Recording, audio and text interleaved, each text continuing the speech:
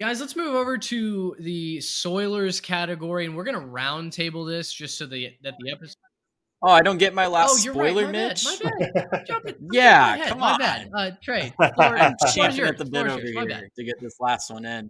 I'm kind of almost glad that you canceled this one out because I'm very nervous about this spoiler pick.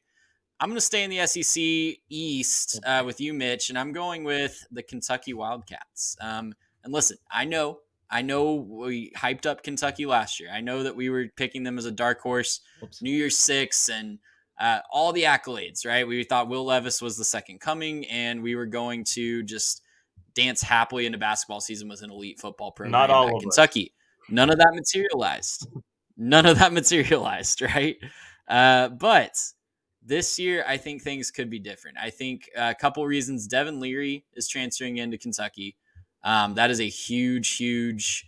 I don't know for sure that it's going to be an upgrade from what we thought Will Levis was going to be, but I think it will be an upgrade from what Will Levis actually was in 2022. Leary, he has a lot of injury history. We don't know for sure that he's going to be ready to go right out of the gate, but even if he's not, the entry to the season for Kentucky is Ball State, Eastern Kentucky, Akron, and at Vandy. So before they get Florida at home on September 30th, they are easing into that schedule really smoothly. And look, they're also getting their offensive coordinator back from the Los Angeles Rams that was really orchestrating a lot of those really elite Kentucky offenses from the last couple of years. So there's a lot to like about what the Wildcats are going to bring into competition this year. They get Missouri, Tennessee, Alabama at home. One of those could be a really prime opportunity for, and Florida as well, to knock off somebody that maybe people think they're not supposed to.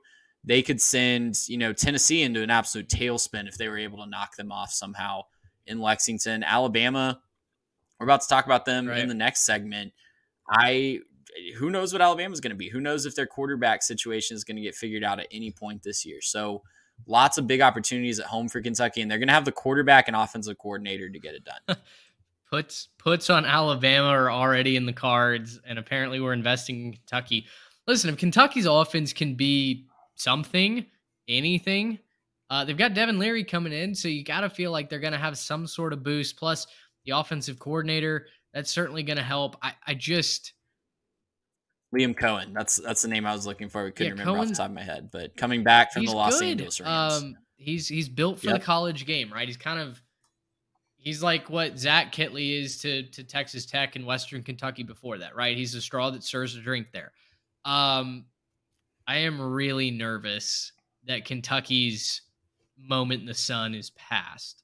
I do really worry about some of the losses they had on their offensive line. I worry that defense might just not hold up.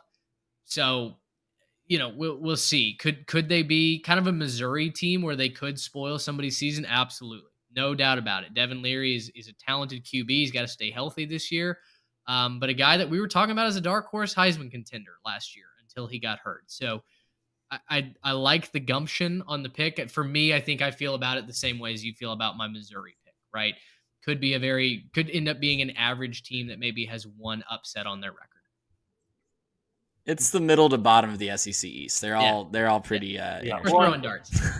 Y'all kind of disagree or maybe feel a little uneasy about each other's. I'm just going to agree with both of you because I think they're both pretty good picks. I do think Kentucky's going to be improved with Devin Leary. I think that they're going to be a much better team with him at the helm. I was not very big on Will Levis. I still am not very big on Will Levis. We'll wait and see what he does in the NFL. Maybe in a couple of seasons. Maybe he's not in the NFL. Maybe he's in the USFL. But wow, I don't know. I don't think Will Levis is going to be very good. And I was saying that a little bit at the beginning of last season, and people thought I was crazy. And here we are. But no, I think Kentucky's in a great spot to keep it going. I don't think Kentucky's just a basketball school.